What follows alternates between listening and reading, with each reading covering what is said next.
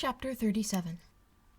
The two gentlemen left Rosings the next morning, and Mr. Collins, having been in waiting near their lodgings to make them his parting obeisance, was able to bring home the pleasing intelligence of their appearing in very good health, and in as tolerable spirits as could be expected after the melancholy scene so lately gone through at Rosings.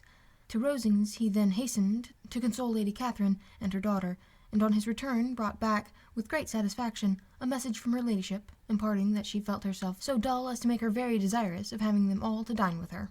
Elizabeth could not see Lady Catherine without recollecting that, had she chosen it, she might by this time have been presented to her as her future niece, nor could she think, without a smile, of what her ladyship's indignation would have been. What would she have said? How would she have behaved? Were questions with which she amused herself. Their first subject was the diminution of the Rosings party. "I assure you I feel it exceedingly," said Lady Catherine.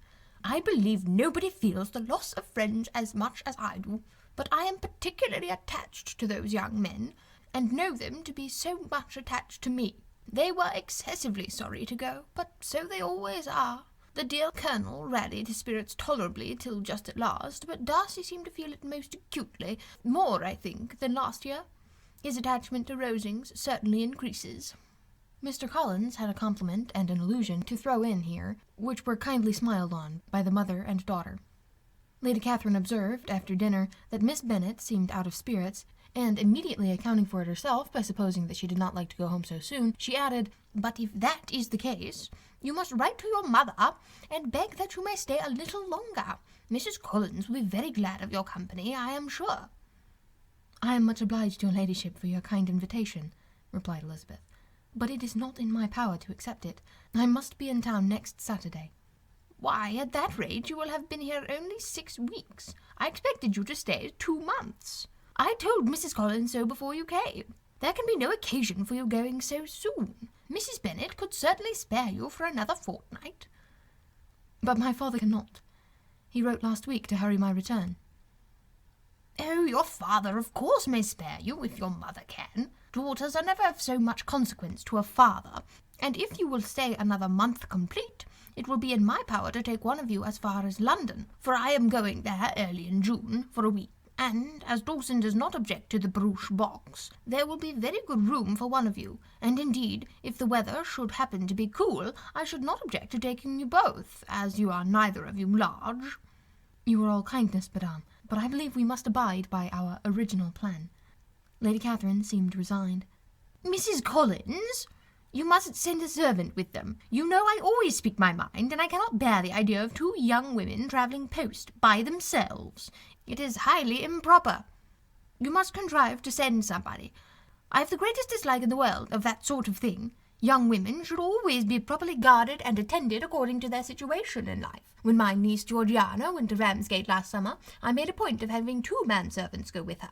Miss Darcy, the daughter of Mr. Darcy of Pemberley, and Lady Anne, could not have appeared with propriety in a different manner. I am excessively attentive to all those things. You must send John with the young ladies, Mrs. Collins. I am glad it occurred to me to mention it, for it would rarely be discreditable to you to let them go alone." "My uncle's to send a manservant for us." "Oh, your uncle. He keeps a manservant, does he? I am very glad you have somebody who thinks of these things. Where shall you change horses? Oh, Bromley, of course. If you mention my name at the bell, you will be attended to." Lady Catherine had many other questions to ask respecting their journey, and as she did not answer them all herself, attention was necessary, which Elizabeth believed to be lucky for her, or with a mind so occupied she might have forgotten where she was. Reflection must be reserved for solitary hours.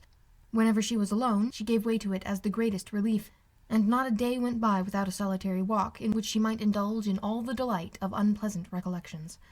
Mr. Darcy's letter she was in a fair way of soon knowing by heart. She studied every sentence, and her feelings towards its writer were at times widely different. When she remembered the style of his address, she was still full of indignation, but when she considered how unjustly she had condemned and upbraided him, her anger was turned against herself, and his disappointed feelings became the object of compassion.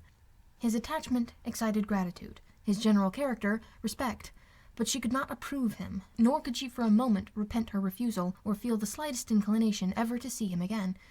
In her own past behaviour there was a constant source of vexation and regret, and in the unhappy defects of her family a subject of yet heavier chagrin. they were hopeless of remedy. Her father, contented with laughing at them, would never exert himself to restrain the wild giddiness of his youngest daughters, and her mother, with manners so far from right herself, was entirely insensible of the evil. Elizabeth had frequently united with Jane in an endeavour to check the imprudence of Catherine and Lydia, but while they were supported by their mother's indulgence, what chance could there be of improvement? Catherine, weak-spirited, irritable, and completely under Lydia's guidance, had been always affronted by their advice, and Lydia, self-willed and careless, would scarcely give them a hearing. They were ignorant, idle, and vain. While there was an officer in Meryton, they would flirt with him, and while Meryton was within a walk of Longbourn, they would be going there forever. Anxiety on Jane's behalf was another prevailing concern, and Mr. Darcy's explanation, by restoring Bingley to all her former good opinion, heightened the sense of what Jane had lost. His affection was proven to have been sincere, and his conduct cleared of all blame, unless any could attach to the implicitness of his confidence in his friend. How grievous then was the thought that of a situation so desirable in every respect, so replete with advantage, so promising for happiness, Jane had been deprived by the folly and indecorum of her own family. When to these recollections was added the development of Wickham's character, it may be easily believed that the happy spirits, which had seldom been depressed before, were now so much affected as to make it almost impossible for her to appear tolerably cheerful. Their engagements at Rosings were as frequent during the last week of her stay as they had been at first. The very last evening was spent there, and her ladyship again inquired minutely into the particulars of their journey, gave them directions as to the best method of packing, and was so urgent on the necessity of placing gowns in the only right way, that Maria thought herself obliged, on her return, to undo all the work of the morning and pack her trunk afresh.